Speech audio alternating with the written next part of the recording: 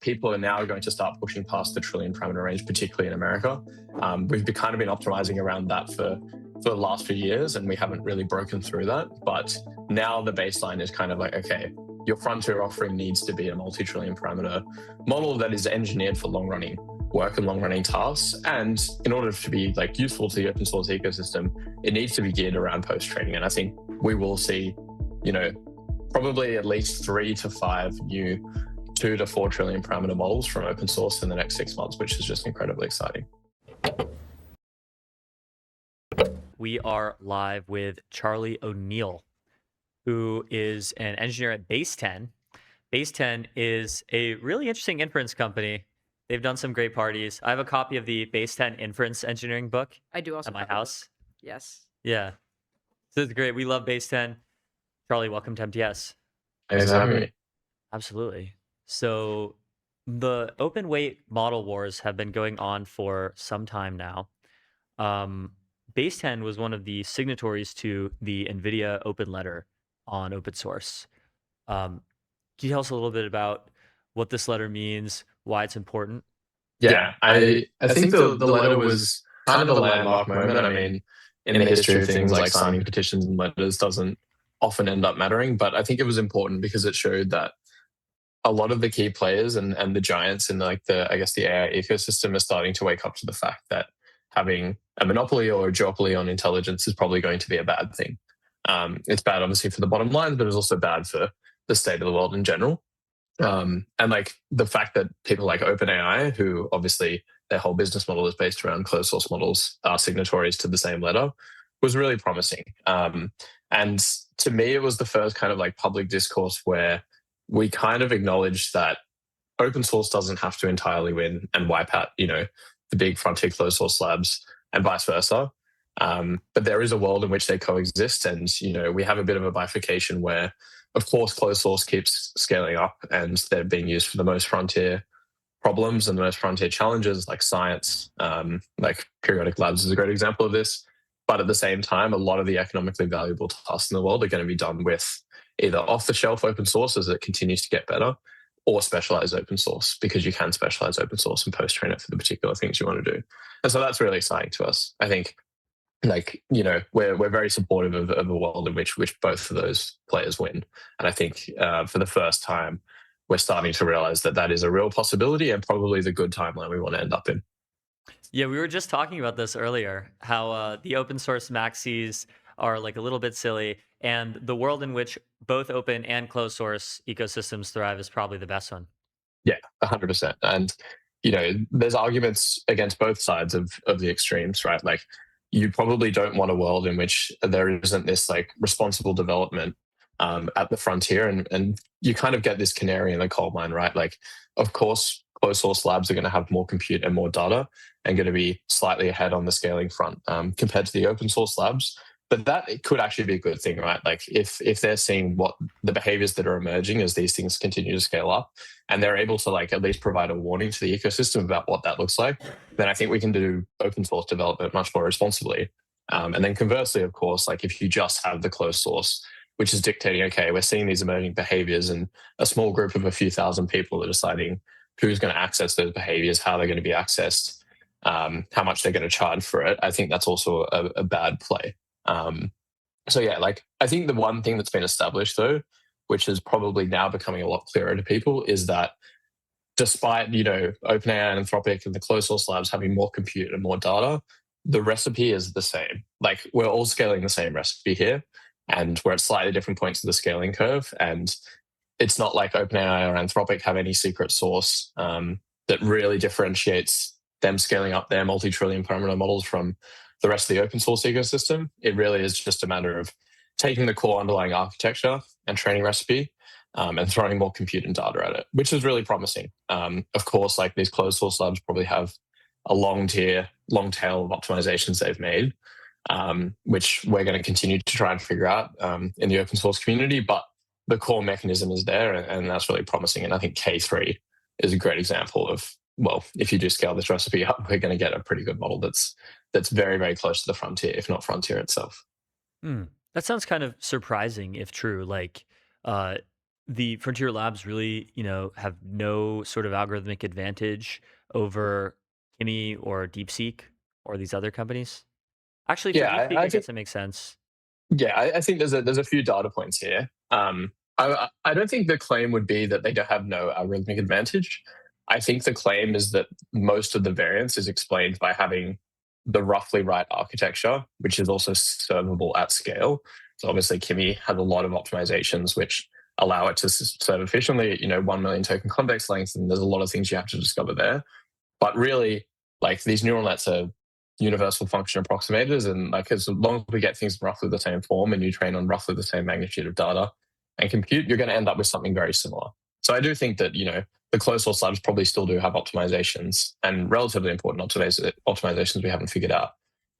But it's not like those optimizations account for a huge variance in the capability or intelligence of the model. It's kind of just like the last few percent on a benchmark that you'd be looking at getting. Makes sense. Yeah. So you guys are day zero launch partners with Kimi K3, which is awesome. What do you think this means for builders?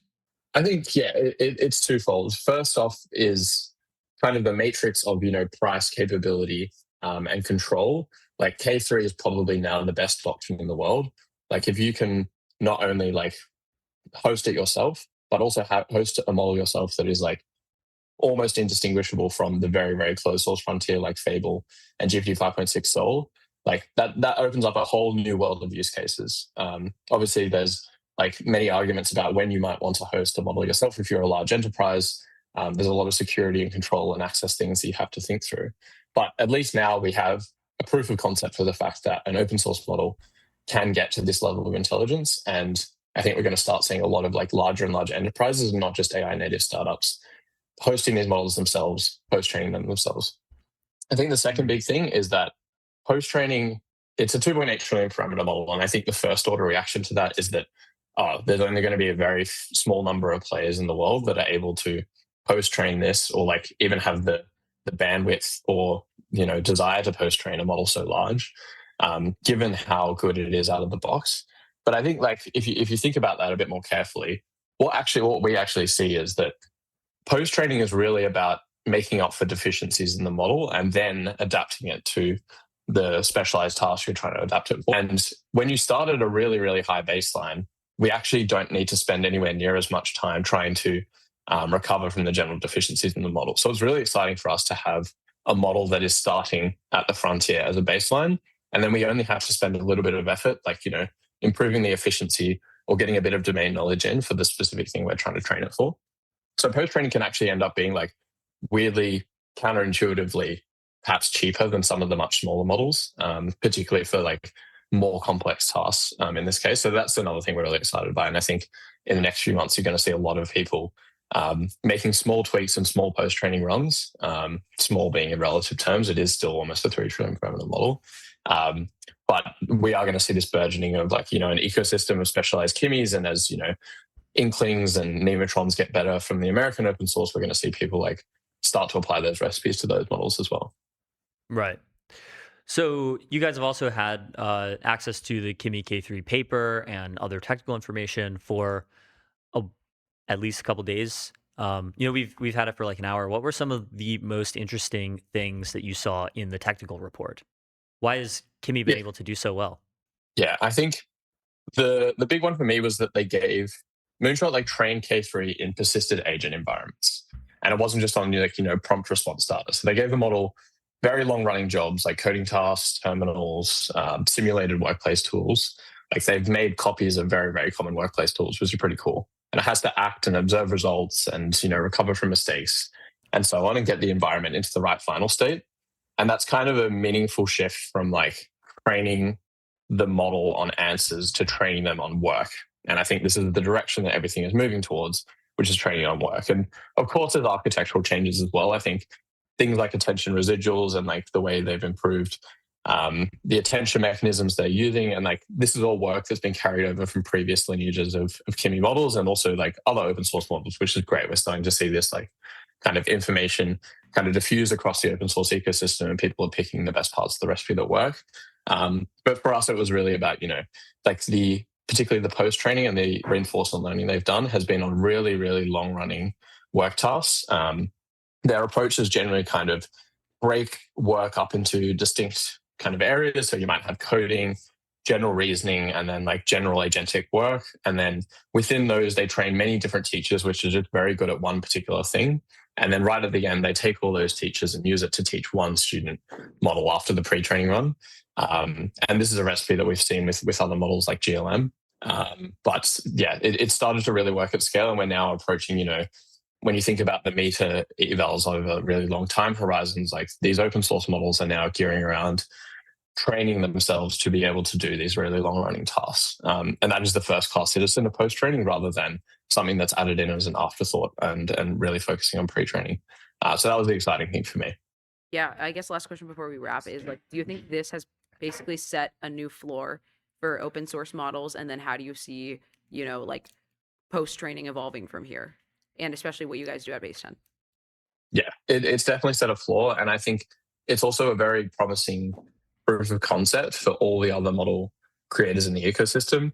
I think, like, to use an analogy, like when we know a statement is true in maths, it often becomes much easier to prove than if we're not sure if it's true in the first place and we're fumbling around for a proof. And I think like we're starting to see this within particular the American open source ecosystem, which, for the past few years has been behind, but really is starting to catch up. I mean, Thinking Machines trained their first model, and it was actually a fantastic model. And, the Nematron models are getting better all the time.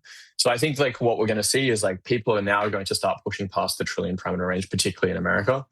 We've kind of been optimizing around that for the last few years, and we haven't really broken through that. But now the baseline is kind of like, okay, your frontier offering needs to be a multi-trillion parameter model that is engineered for long-running work and long-running tasks. And in order to be like useful to the open source ecosystem, it needs to be geared around post-training. And I think, Inkling from Thinking Machines is another great example of that. Like they've explicitly said that the design of the model's capabilities was to make a very good all-round general purpose reasoning model that you're able to adapt to your own particular task and whatever modality that is. And that's really exciting for me. And I think we will see, probably at least 3 to 5 new 2 to 4 trillion parameter models from open source in the next 6 months, which is just incredibly exciting.